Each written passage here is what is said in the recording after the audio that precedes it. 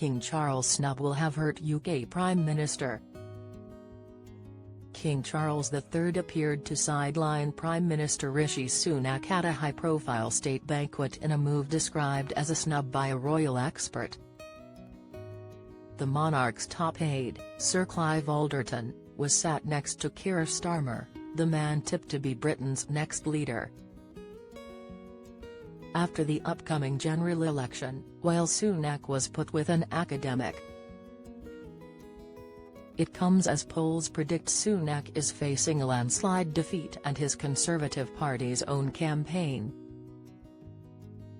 has been asking voters not to give Starmer's Labour Party a supermajority, seemingly acknowledging victory is now impossible.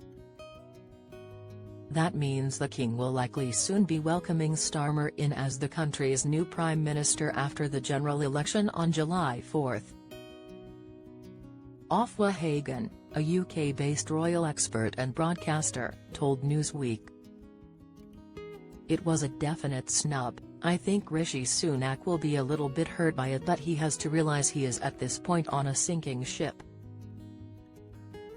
It's a prime opportunity, them sitting next to each other at this state occasion, to get his ear and maybe talk about how the palace and the government will work together in the future, she continued. People will like to say it's not deliberate, but I think it is.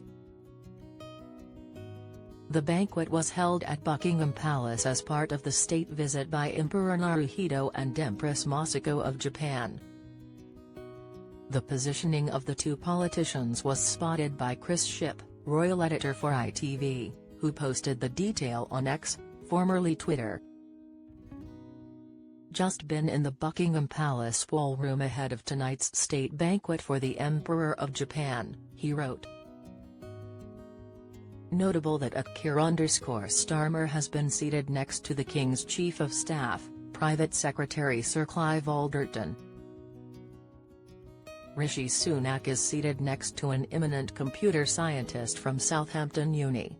Both sets have much to discuss, no doubt. King Charles addressed his speech at the banquet to the Emperor and Empress of Japan. At the core of our partnership is a close friendship. One based on a mutual understanding of the importance of international rules and global institutions, forged from the lessons of history, including its starkest years. Today, as we face a world in which these principles are ever more challenged, our shared values of freedom,